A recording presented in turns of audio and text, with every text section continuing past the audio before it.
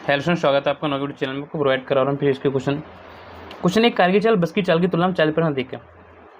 40% bill होती है 2/5। तो अगर बस की 5 है तो कार की 2 अधिक 7 हो जाएगी। ठीक है।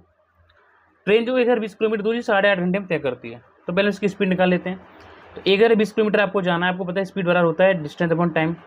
1020 किलोमीटर जाना है और 8 से 1/2 मतलब होगा 8 दूनी 16, 70/2 कितने में 70/2 घंटे में। तो इसकी स्पीड आ जाएगी 120 किलोमीटर बराबर किसकी, ट्रेन की। उसके बाद बोला है दूरी 8.5 किलोमीटर में तय करती है। एक से ही 3/4 किलोमीटर में कार की कितनी दूरी तय होगी यदि बस की चाल जो कार ट्रेन की चाल की आधी है। तो ट्रेन की चाल आधी, बस की चाल 60 हो जाएगी। 5 के लिए 12 देर की 60, तो कार की स्पीड आएगी 12 की 7 गुना 84। ठीक है, 7 की 12 गुना 84 आ जाएगी। तो 84 किलोमीटर प्रति आवर की स्पीड से इतनी घंटे कितनी दूर चलेगी। तो डिस्टेंस बड़ा होता है आपके स्पीड इंटू टाइम। स्पीड हम निकाली 84, टाइम कितना है 4 कम 4 7/4, 4 जगह 21 बार 21 7 147 हमारा डी ऑप्शन राइट आंसर।